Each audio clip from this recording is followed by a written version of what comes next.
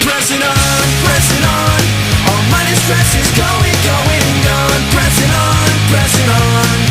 I'm pressing on.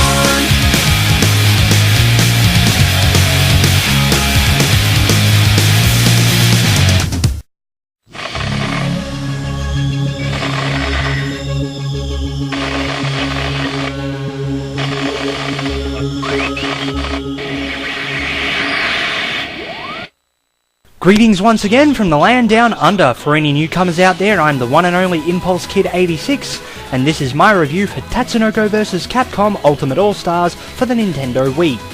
To begin, I can imagine that a lot of people out there are wondering just what Tatsunoko is, and so it's time for the obligatory history lesson. Tatsunoko Productions, the name of which means Sea Dragon, thus providing the basis for its logo, is a Japanese anime company that was established in 1962 by the three brothers Tatsuo, Kenji, and Toyoharu Yoshida.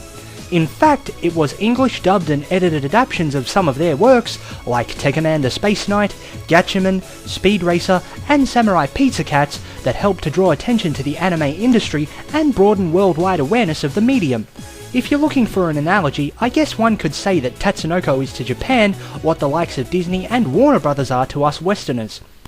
Originally released in Japan towards the end of 2008 with the subtitle Cross Generation of Heroes, Tatsunoko vs Capcom is the most recent entry into Capcom's Versus series of fighting games, which themselves pit Capcom's various characters against those of another franchise.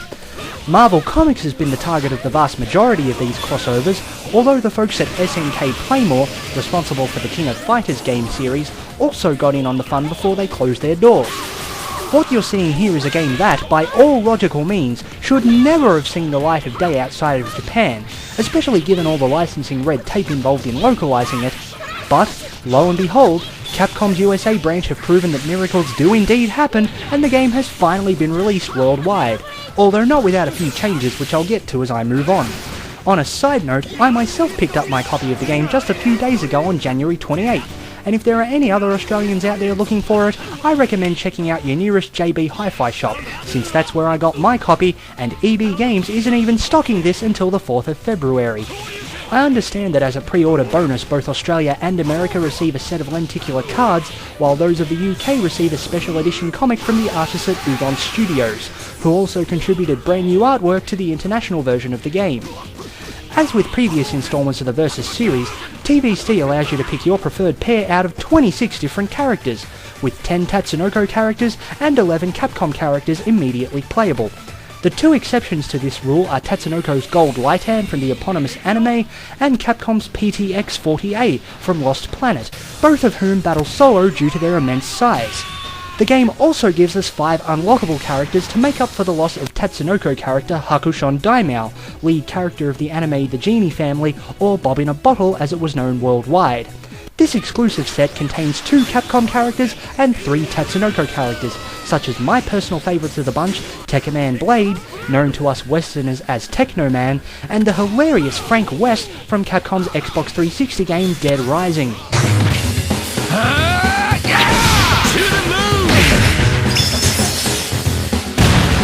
The foundation of the Versus format has been largely left intact, with players of course still able to tag characters in and out and pull off batshit insane hyper attacks and crossover combinations and the like as they progress through the arcade mode's 8 stages. There have, however, been a few notable changes this time around, including, but not limited to, the Baroque combo, which allows you to deal more damage at the expense of a portion of health, and the Mega Crash, which forms a brief protective barrier to throw off opponents while simultaneously draining a portion of health and 2 hyper attack bars, although this technique unfortunately doesn't work against hyper attacks. If you get stuck trying to remember how to do these and other special moves, don't stress, because the ever-trusty command list will help you get the hang of things on the fly. In turn, the points you amass during play will be converted into zenny for you to buy various things from the game's shop, such as variant costume colours and individual galleries, wherein you can view every single one of the 3D character models in the game.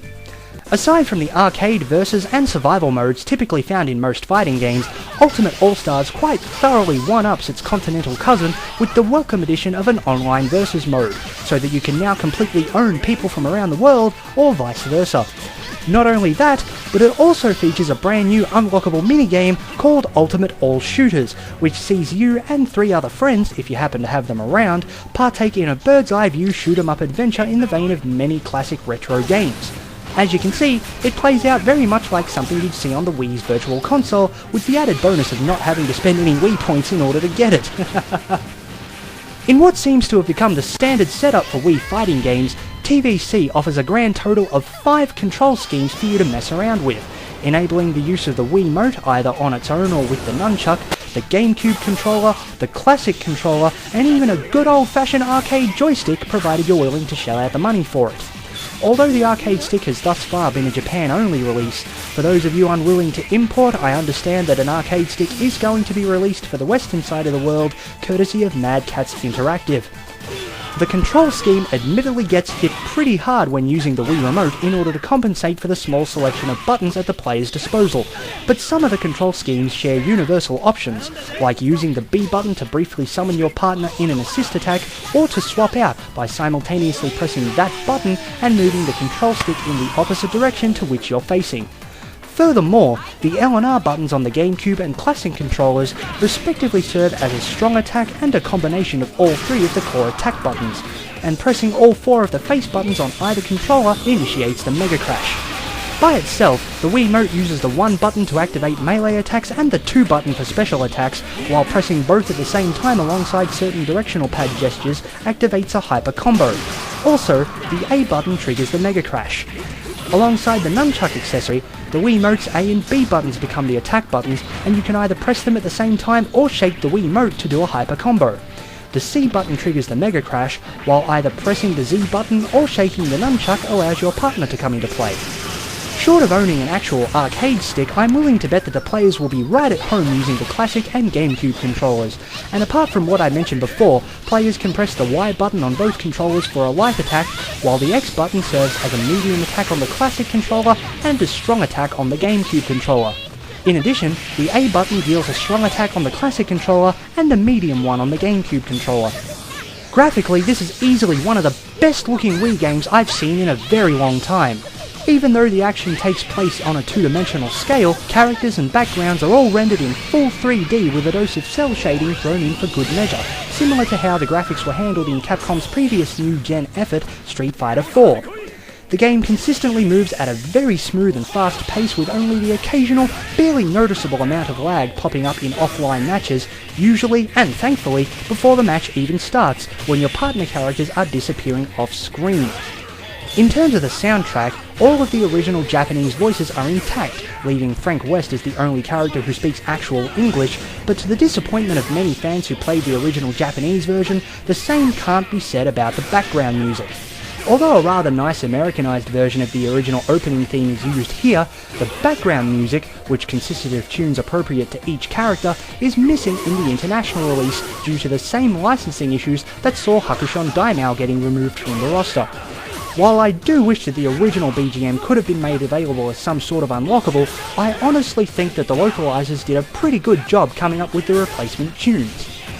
In all brutal honesty, the only remotely bad thing I could possibly say in regards to this game, apart from the often cheap tactics the final boss uses, is that the relative obscurity of the Tatsunoko cast could turn away some potential fans, because, let's face it, with a few exceptions, Tatsunoko doesn't have as much recognition amongst the Western world as the Marvel Comics characters do. Even so, you shouldn't let something like that prevent you from plopping down the cash for a game that is easily not only a big win for Wii owners everywhere, but for the international market as a whole.